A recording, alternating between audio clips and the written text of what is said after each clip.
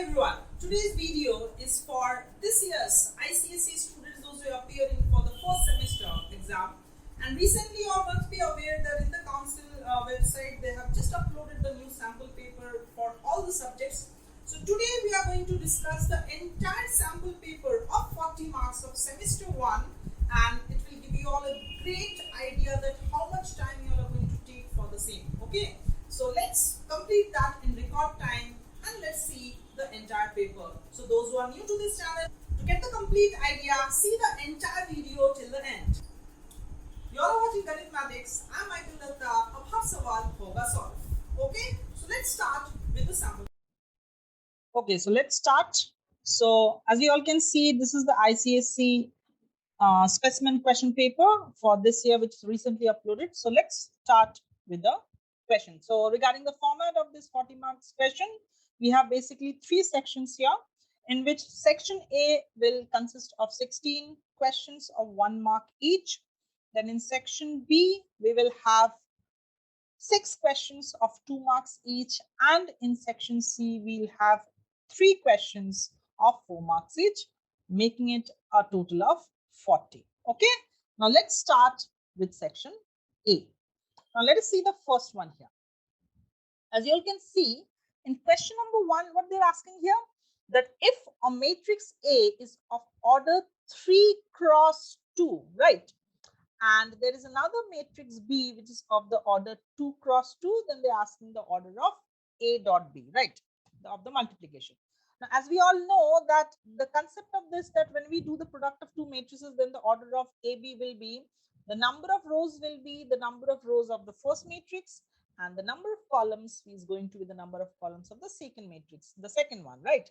So that's why the order is becoming 3 cross 2, and we have 3 cross 2 as an option here. So that means the answer is going to be the first option, that is 3 cross 2. So this is our question number 1. Okay, very simple. Moving on to question number 2.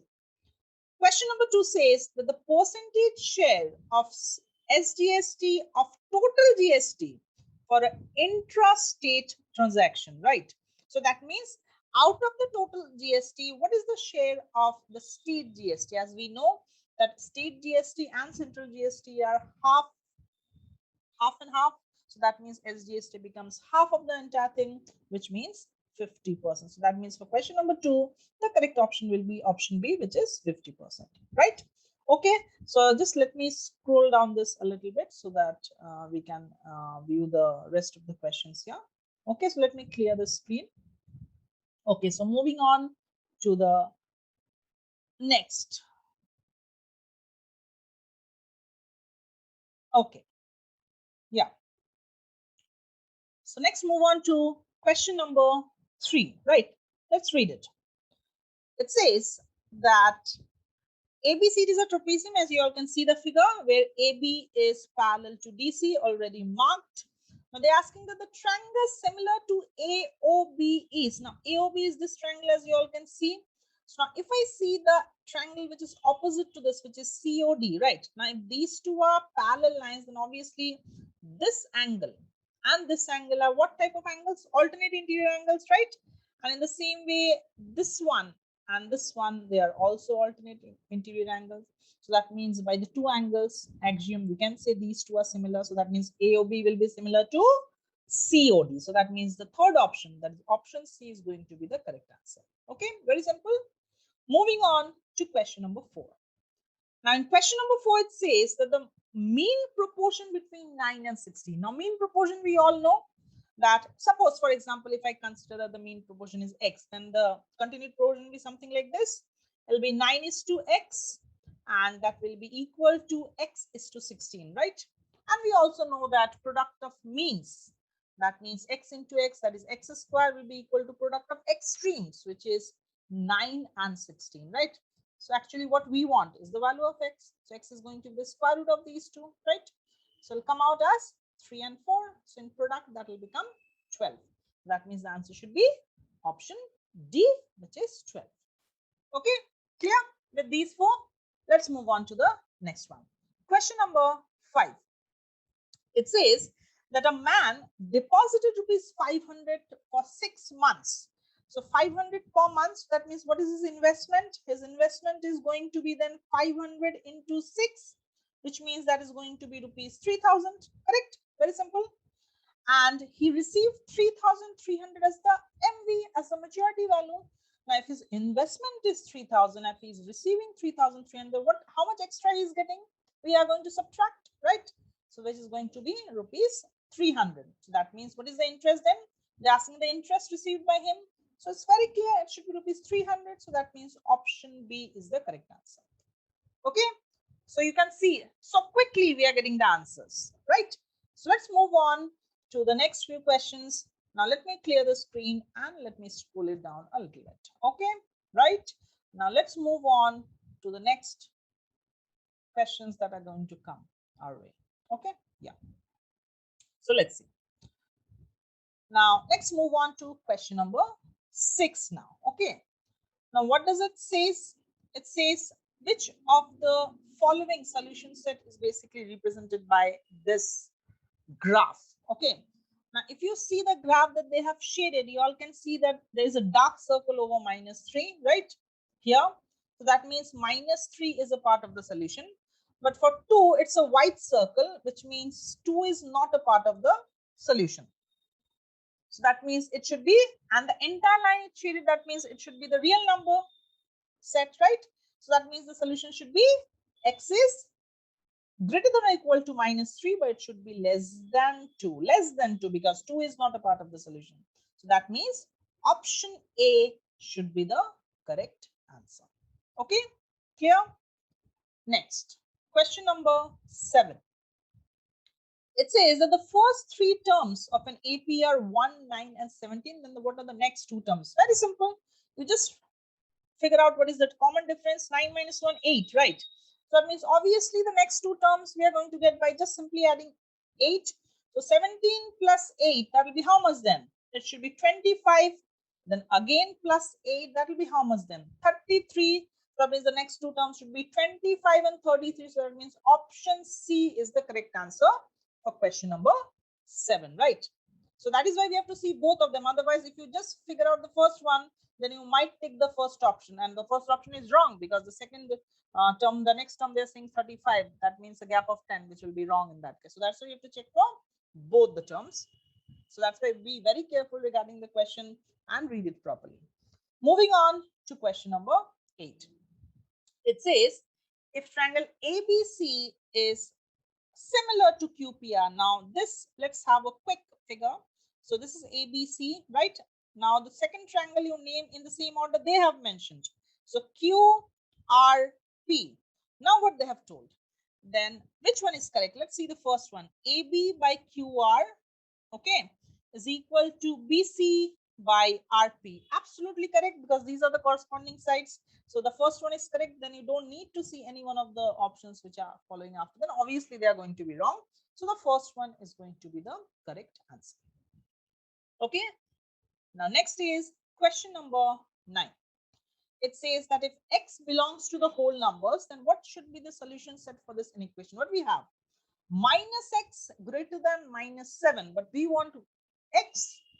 So if I want to remove x, then either have to divide or multiply with -1, and we know that if we do so for any inequality, the sign of inequality changes. So that means it will become x is less than 7. Which whole numbers are less than 7 starting from 0 to 6?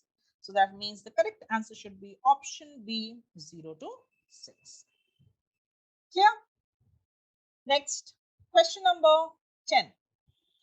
Saying that the roots of the quadratic equation 4x square minus 7x plus 2 equal to 0 are so 1.390 and 0.359. But the question is the roots correct to 2 significant figures. Let's see. Now 2 significant figures for the first root should end here. The next digit is 9, which is more than 5. So what we are going to do? We are going to add 1. So it will become 1.4. And for the second root, so this is my second significant figure. Next digit is 9, again more than 5. So we'll add 1, so it will become 0.36. So that means 1.4 and 0.36, so which is option C. So just apply the concepts and as quickly you can get the answers. Okay. So I hope till question number 10 we are crystal clear. So next, move on to the following questions. So let me just erase these workings. Let me scroll it down a little bit. Okay. Okay. So we have till question number 16. Okay. So next. Now next is question number 11. Okay, now let's see. So it says 1.5, 3x and 8 are in a proportion. Okay, so let's simply apply the relation product of means, that is 3 into x is equal to product of extremes, that will be 8 into 1.5, right? We need to find the value of x. Simple. 3 you can cancel directly with 1.5, that will be 0.5, which basically means half. And half of 8 will be how much then? 4. So that means x should be 4. So that means the correct option will be the second one. Clear? Okay.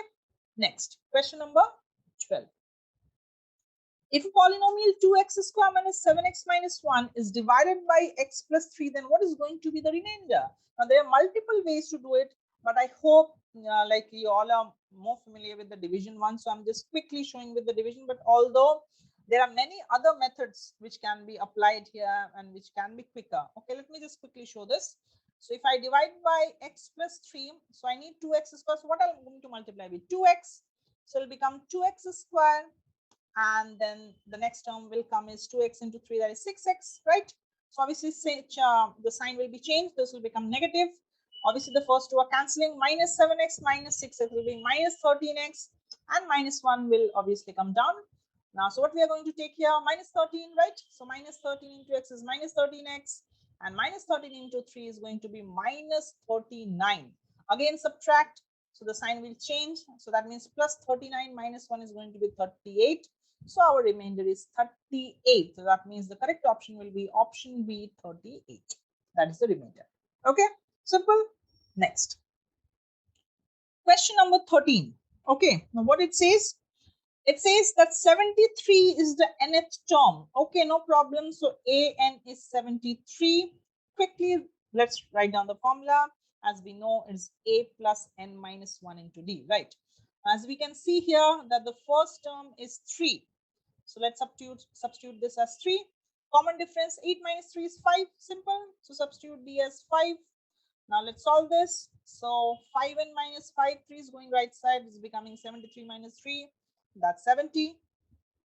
Minus 5 is coming to the right side. Is becoming 75. So n will be 75 divided by that is 15. So that means the correct answer will be option C, 15.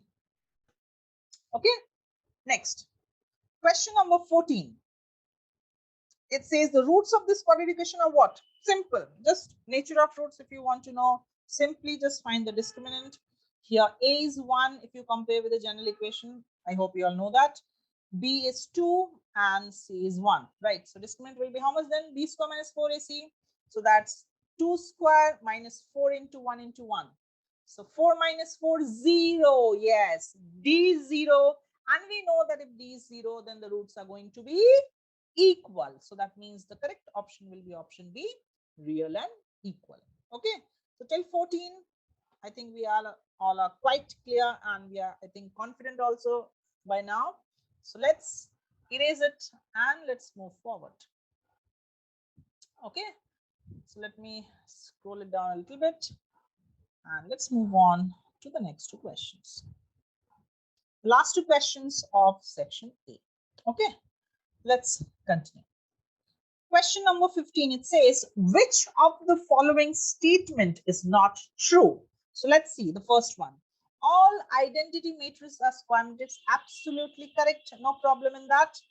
All null matrices are square matrices. No, because see, I'm showing a null matrix here. So 3 cross 2 matrix, all terms 0. So it's a null matrix, but yes, it's not a square matrix. So it's a wrong statement. That means option B is the correct answer. This statement is not true. Okay. Next, question number 16. It says that x minus 2 is a factor of this polynomial. Then what is the value of k? Simple, we know that if I substitute, now if x minus 2 is the factor, then that means if I make it equal to 0, equate it to 0, then the value of x is 2, which is going to satisfy this polynomial, right? So let us just simply substitute x as 2 and that entire value should be 0, right? If this is a factor by factor theorem.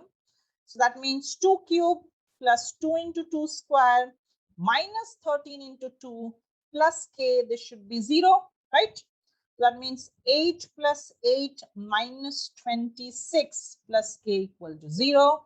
So this will be 16 minus 26 plus k equal to 0. This is minus 10 plus k 0, and which means k will be 10. So k is 10. Option D is the correct option. Okay, so we are done with section A. Now you can also match the time of the video. You will understand we have completed this in quite a very good timing, right? So let's move further to section B.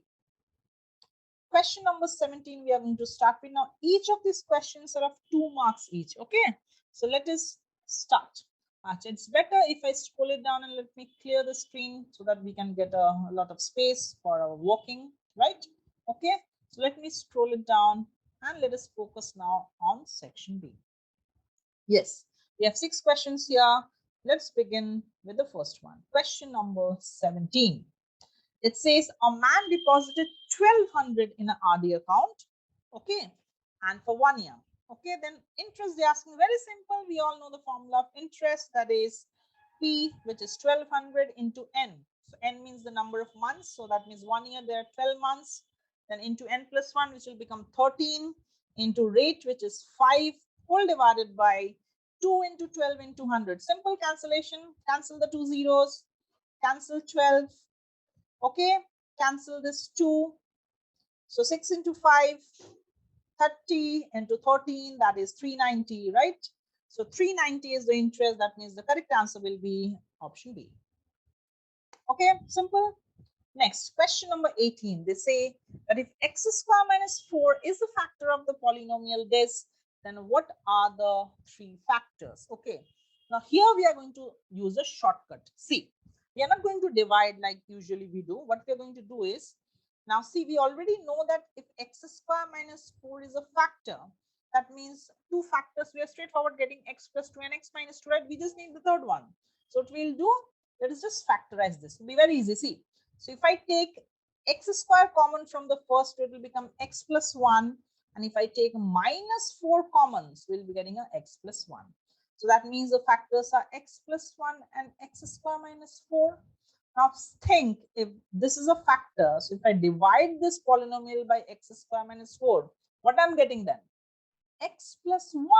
That means x plus 1 is my third factor. So that means the first 2 we already knew, x minus 2 and x plus 2. So the third one is x plus 1. So that means this option is the correct one. Okay. Next, question number 19. It says that the following bill shows the GST rates and the MP of articles A and B. Then what is the bill amount that they're asking? So as we know, we are just going to directly find the GST and the total price that they need to pay, including the GST here. So let's first figure out for the first article A. GST is 12%, MP is 300. So obviously that means the total cost including GST should be 112% of 300, which means 112 by 100 into 300. Cancel the 2 zeros and just simply multiply. So we'll be getting 336. Simple, right? Next, for article B, 5% is the GST. So price including GST should be 105% of the entire thing. So it'll be 105 by 100 into 1200. Remember, in MCQ format, we have to save time. So we have to apply tricks and quicker approaches, right? So we have 105 into 12. So simply multiply 12 into 5 is 60. 12 into 1 is 12. Now just simply add these two. How much we'll get? 6, 9, and then this will be 5 and 1. So 1596. So 1596 is option B. So option B is going to be the correct answer. And this is the total bill. Okay. So till question number 19, I hope it's pretty clear. Let me erase the screen and let me scroll it down a little bit so that we all can see the next questions that are going to follow. So 20, question number 20. A little bit of 21 we can see although. Okay. Okay, let's read it. It says question number 20, what we have, let's see. Okay, it says that the solution set. Okay, let me scroll it down a little bit because of this. Yeah, we can't see clearly. So let me scroll it down. Okay. Yeah. Now let's see. Yeah.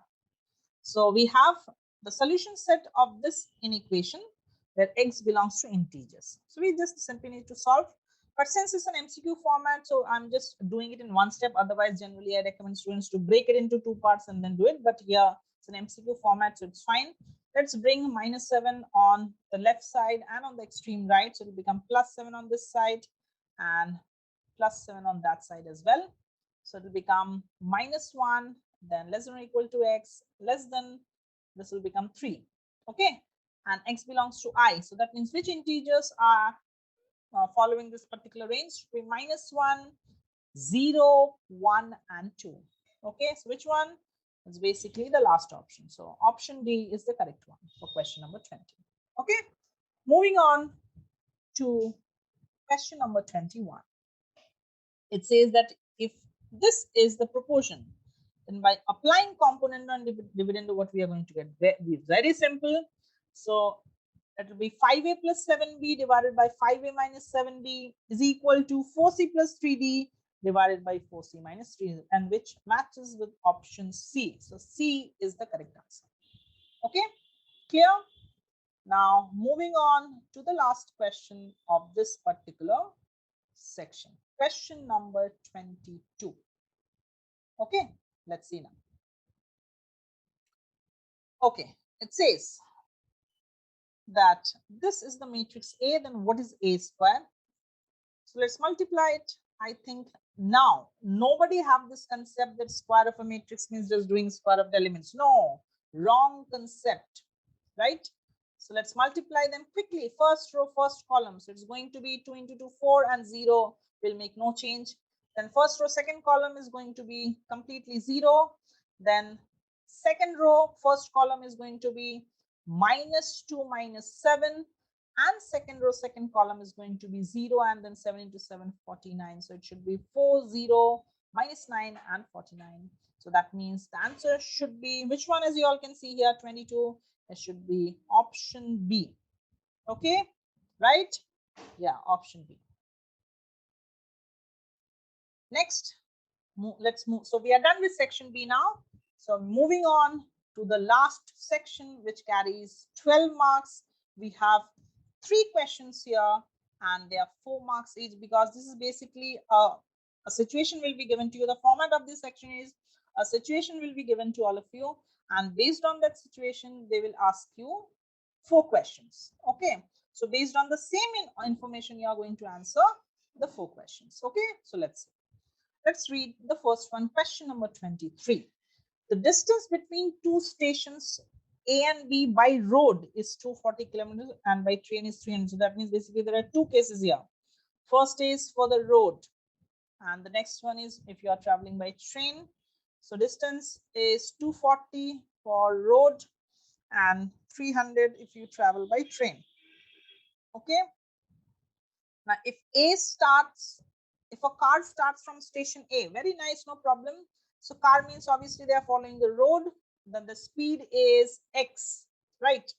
And in the other case, if a train starts from station B with the speed of 20 more than speed of car, so that means it will be X plus 20 then, right? Now what they're asking in the first part, that what is the time taken by car? So see, time formula, as we all know, is distance by speed. So it will be 240 by x, right? To cover the entire distance between B and A. So that means it should be the first one. So first one is the correct answer. Okay. Then question number 2. The time taken by train to reach station A, same thing.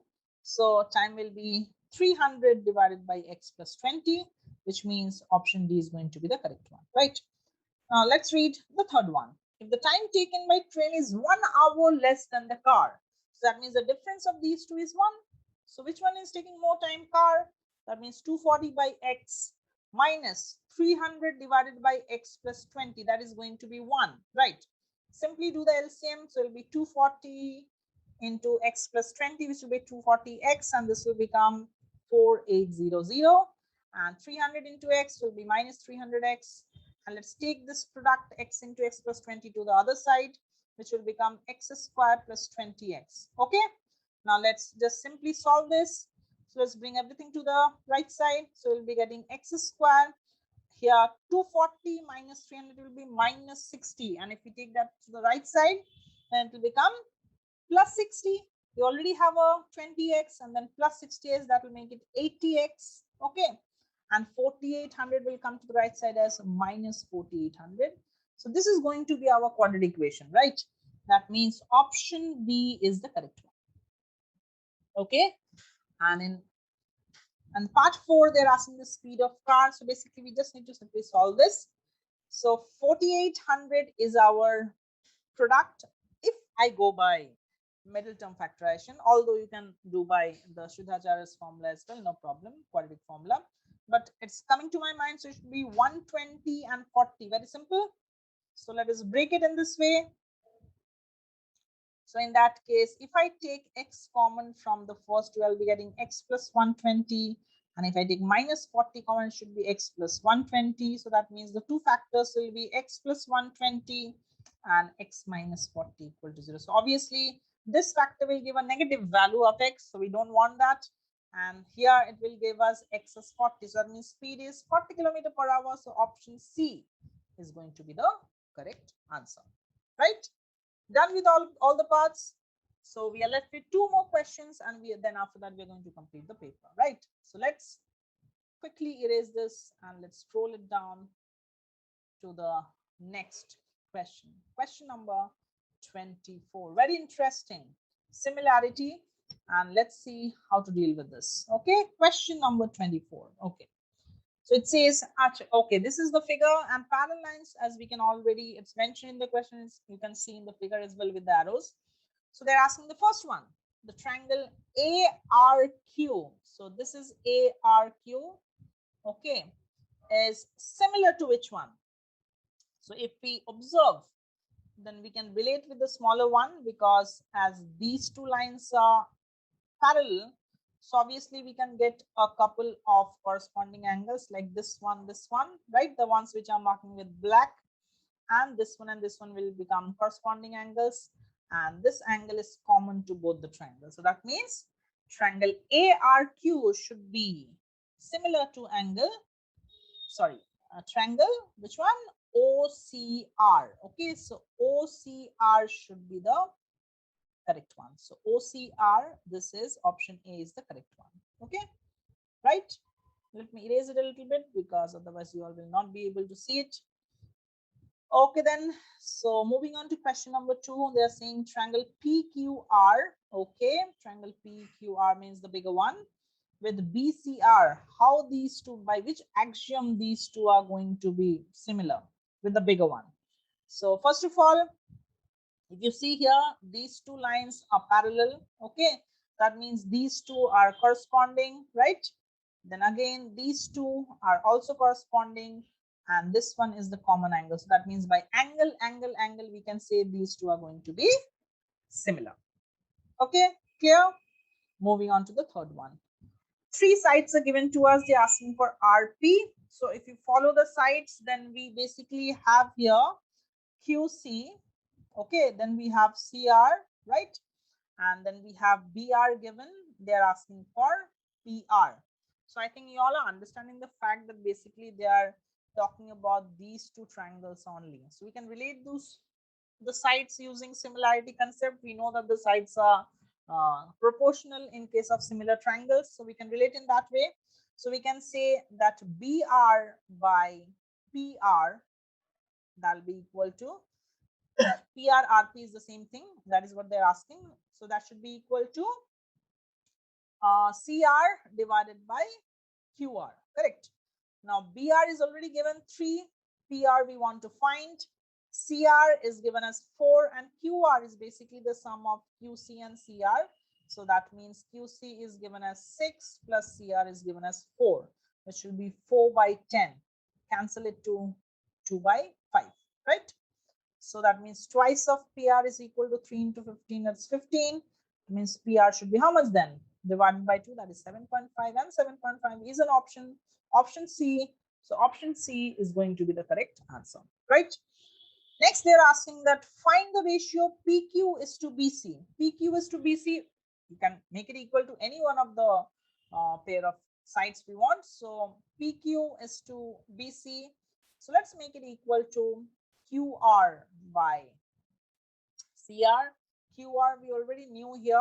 We have the value as 10 and CR we already knew that is 4. So it will cancel out to 5 by 2, which means 5 is to 2. And 5 is to 2 is option number C. So that means option C is the correct one. Okay, simple, done. So 24 is done. Let's clear the screen and let's move on to the last sum of this paper. Okay, I hope you all are feeling a little bit of relieved because we are towards the end of the paper. Okay, yeah, let's see. The last question of the paper, question 25. The nth term of this AP is 3n plus 1. Very interesting. So an is 3n plus 1. Now they're telling us that what are the first 3 terms. Now let's be a little bit clever here. Okay, what is the formula? It's a plus n minus 1 into d, right? Now in this question we have to apply a trick. Okay, otherwise it will take a whole lot of time. Now see, apply your brain here. That see the right hand side, it's 3 into n. So that means if n is here, so that means d is obviously 3. Then only we are getting a 3n term, right? So that means it should be n minus 1 into 3. So we are getting a term 3n and minus 3. But in the final, on the right side, we have a 1 constant. So if we have a minus 3, so which number do I need to make it 1? So that we need a 4, right? So that means A should be how much? 4. And in which of the option you are finding that 4 is the first term?